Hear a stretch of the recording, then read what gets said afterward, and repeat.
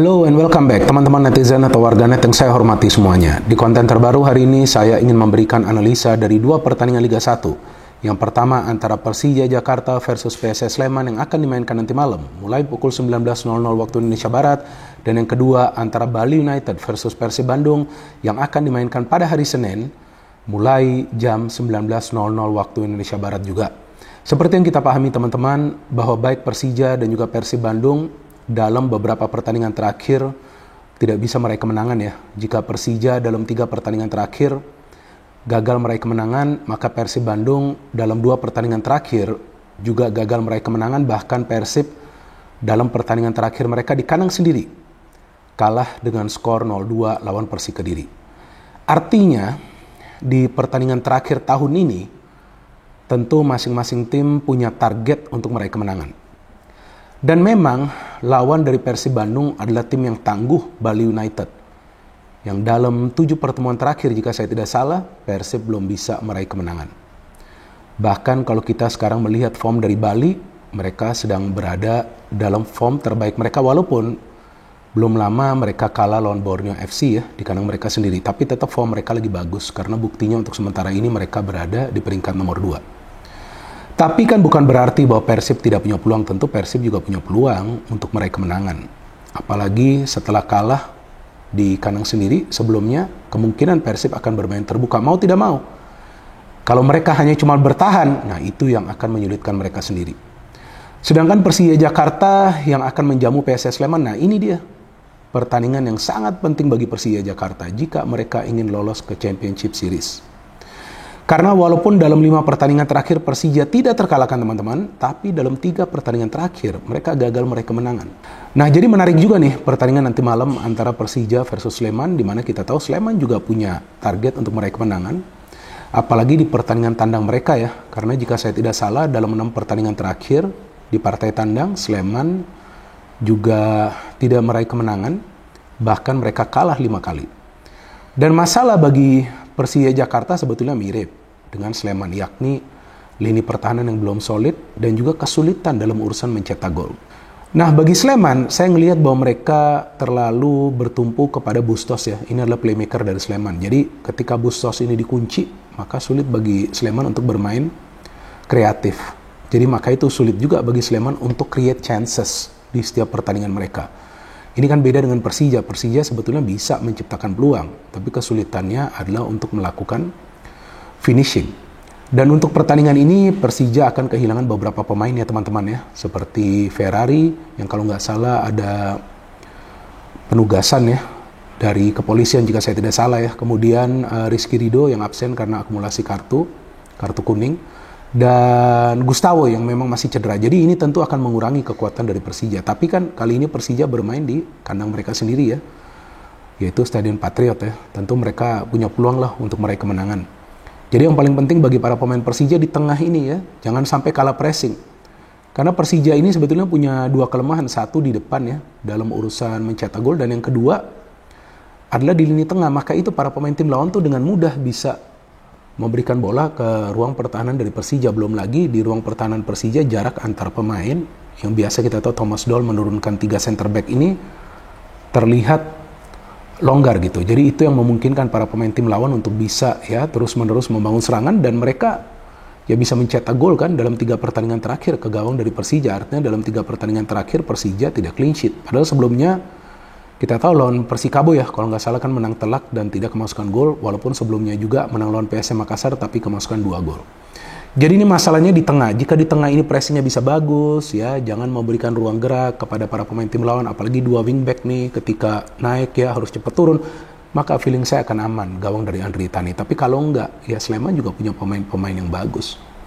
Walaupun Hoki Caraka dikabarkan tidak bisa bermain, ya Nurdiansyah juga di defense tidak bisa bermain karena akumulasi kartu kuning. Jihad Ayub juga kemungkinan absen. Artinya Sleman juga tidak full tim untuk pertandingan ini teman-teman. Maka itu inilah kesempatan bagi Persija Jakarta untuk memanfaatkan situasi tuan rumah. Apalagi kita tahu bahwa pemain-pemain lain dari Persija Jakarta fully fit. Hanif juga kemungkinan akan bisa bermain dari awal. Jadi kuncinya bagi Persija, jangan kalah di tengah untuk melakukan pressing. Dan yang kedua, jangan terus-menerus menyerang dari sektor sayap, kalau enggak sudah kebaca. Karena kan Persija sekarang kesulitannya adalah untuk melakukan finishing. Nah, Kalau sulit melakukan finishing artinya harus ada pemain lain yang melakukan pergerakan penetrasi. Nah itu harus ada pemain ketiga dari tengah. Biasanya Gayos, tapi Gayos juga kita tahu kan harus juga membantu lini tengah. Nah jika dua wingback ini naik, ya tentu yang diharapkan mereka tidak saja memberikan crossing, tapi juga pergerakan cutting inside itu sangat penting untuk menambah jumlah pemain yang memberikan tekanan kepada para pemain tim lawan di lini pertahanan mereka. Dan Sleman tentu nothing tulus, ya mereka juga ingin keluar dari zona papan bawah ya. Mereka juga tidak ingin berjuang agar tetap eksis di Liga 1, artinya mereka tentu tidak ingin berjuang untuk menghindari degradasi. Jadi feeling saya mereka akan keluar menyerang di match ini, saya gak yakin mereka akan bertahan. Kalau bertahan itulah yang akan memberikan ruang dan waktu bagi para pemain Persija untuk membangun serangan dan mencetak gol. Tapi feeling saya teman-teman untuk pertandingan ini Persija punya peluang yang besar untuk meraih kemenangan.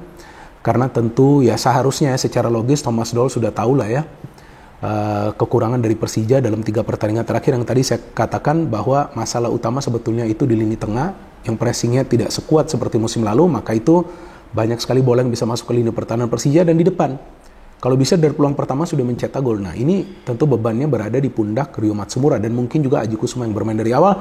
Jadi feeling saya teman-teman untuk pertandingan Persija persentasenya adalah 60% bagi Persija dan 40% bagi Sleman. Dan jika Persija tidak bisa menang lawan Sleman, tentu akan semakin sulit bagi mereka untuk bisa masuk ke zona 4 besar agar nanti bisa bermain di Championship Series. Tapi kalau saya ngelihat cara Persija main di pertandingan terakhir lawan Persebaya, memang terlihat sih kesulitan bagi para pemain untuk bekerja sama. Jadi yang diharapkan permainannya bisa kolektif. Dari Sleman, yang penting mereka bisa solid di pertahanan karena tim ini kadang-kadang mainnya tidak buruk ya, sudah berani menyerang tapi lengah di lini pertahanan. Dan sekarang saya ingin membahas pertandingan kedua antara Bali United versus Persib. Ini tentu adalah super big match ya di Liga 1 pekan ini, di pertandingan terakhir tahun ini, karena kita tahu setelah pekan ini berakhir maka Liga 1 akan break dulu ya, karena kan timnas nanti akan bermain di Piala Asia ya. Jadi tentu ini adalah pertandingan yang penting bagi masing-masing tim untuk bisa tetap bertahan di zona 4 besar. Bali United formnya sebetulnya lagi bagus ya, walaupun mereka baru saja tersingkir dari fase grup AFC Cup, tapi tim ini kita tahu punya materi pemain yang merata. Aduh, depannya nih tajam banget nih ya Bali United ya. Dan Bali United ini tim yang sebetulnya bisa bermain mengandalkan variasi serangan. Jadi mereka tidak selalu bermain dari wing. Nah inilah kelebihan dari Bali United. Ada juga pemain-pemain dari lini tengah yang bisa memberikan suplai bola. Sedangkan Persib Bandung yang kali ini tanpa Rahmat Irianto ya. Kabarnya Rahmat Irianto absen karena tidak fit. Nah kalau saya ngelihat dalam beberapa pertandingan terakhir memang permainan Persib lebih bertumpu ke kedua sektor sayap ya. Apalagi sekarang sudah tidak ada Levi Madinda. Nah artinya pemain manapun yang nanti dimainkan, mungkin Deddy Kusnandar di tengah harus bisa suplai bola secara baik ke depan supaya Ciro dan David ini tidak sering turun ke belakang untuk menjemput bola. Kalau Ciro dan David sering turun ke belakang untuk menjemput bola, siapa pemain di depan yang bisa menerima umpan? Dan para pemain yang melakukan pergerakan dari sayap, kali ini mungkin Beckham Putra lagi atau juga Febri ya, diharapkan tentu bisa memberikan umpan-umpan yang akurat. Jadi jangan cuma berlari saja, berlari, gocek kiri, gocek kanan, enggak. End produknya itu harus bagus. End produknya apa? Bukan artinya harus mencetak gol. Suplai bolanya itu harus akurat. Kalau suplai bolanya gak akurat, bagaimana caranya Persib bisa menciptakan peluang dan tentunya berharap ada pemain yang bisa melakukan finishing. Dan lini pertahanan juga ada PR-nya juga ya, karena lini pertahanan sekarang mainnya dengan garis pertahanan yang tinggi tapi recovery-nya lamban. Nah ini kan sangat bahaya. Lawan Bali United yang kita tahu biasa memanfaatkan situasi counter attack, pemain-pemain mereka cepat banget dan banyak pilihan bagi Teko. Nah Boyan Hodak juga harus pintar kali ini menurunkan starting line-up-nya, jangan sampai menurunkan pemain yang sebelumnya gak perform. Nah, saya gak paham nih apakah tetap Febri akan dimainkan atau Beckham Putra, tapi ya mungkin pilihannya juga minim bagi Boyan Hodak. Ya kalaupun mereka diturunkan, ya tentu yang diharapkan bisa perform. Dan satu lagi ya, kelemahan dari Persib Bandung adalah ketika para pemain terlalu lama menguasai bola. Nah itu yang biasa memberikan peluang bagi para pemain tim lawan untuk merebut bola tersebut dan membangun serangan ke pertahanan dari Persib yang biasanya sudah out of position. Bali United apa kelemahannya? Kelemahannya adalah ketika para pemain bertahan terlalu ke dalam. Nah ketika para pemain bertahan terlalu ke dalam, karena kadang-kadang mereka main counter attack. Nah yang bijak bagi para pemain Persib adalah untuk melepaskan shooting-shooting dari luar kotak penalti. Ya, yang jarang mereka cetak gol loh dari luar kotak penalti. Nah, seandainya ini juga adalah opsi yang diambil oleh para pemain Persib, mungkin juga mereka akan bisa mencetak gol ke gawang dari Bali yang kemungkinan akan dijaga oleh Maringa, penjaga gawang yang bagus ini. Ya kan, asal Brazil. Nah, jadi Kevin juga nih di Persib setelah mendapatkan ujian luar biasa ya, lawan Persik Kediri, walaupun Persib kalah tapi dia banyak melakukan save. Kali ini ujiannya lebih berat lagi di kandang Bali United.